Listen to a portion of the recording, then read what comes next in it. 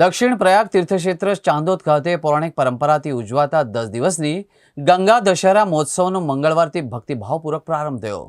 પર્વના પ્રથમ દિવસે જ પૂજન અર્ચન સહિત પ્રસિદ્ધ મલ્હારરાવ ઘાટ કિનારે યોજાતી દિવ્ય આરતીમાં ડભોઈના ધારાસભ્ય શૈલેષ મહેતા સહિતના મહાનુભાવો અને સંતો મહંતો જોડાયા હતા।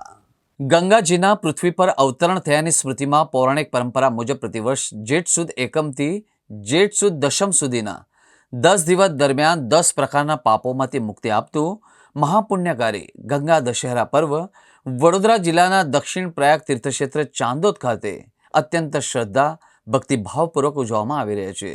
ચાલુ વર્ષે આ મહોત્સવ તારીખ 27 મે થી 5 જૂન સુધીના 10 દિવસ ચાંદોદના ઐતિહાસિક મલ્હારરાવ ઘાટના કિનારે મનાવવામાં આવશે।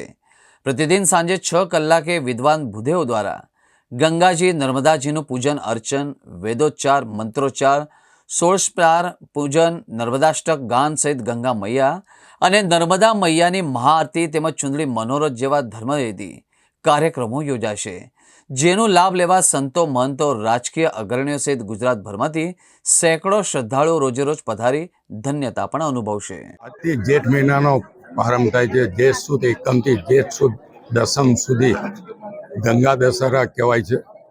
આ 10 દિવસ ગંગાજી નર્મદામાં સ્નાન કરવા આવે છે, નર્મદાના દર્શને આવે છે। એનું અલગ જ માહાત્મ્ય છે અને વર્ષોથી નર્મદા કાંઠે રહેતા તમામ લોકો ગંગા દશેરાનો પર્વ ઉજવતા હોય છે। ચાંદોદ મલ્હારરાવ ઘાટ ખાતે ભવ્ય આયોજન કરવામાં આવે છે ને આજે આપણે જોયું છે કે અહીંયા માં નર્મદાનું પૂજન થયું, અભિષેક થયો, માં નર્મદાની આરતી પણ કરવામાં આવી, માં ગંગાની પણ આરતી કરવામાં આવી અને અહીંયા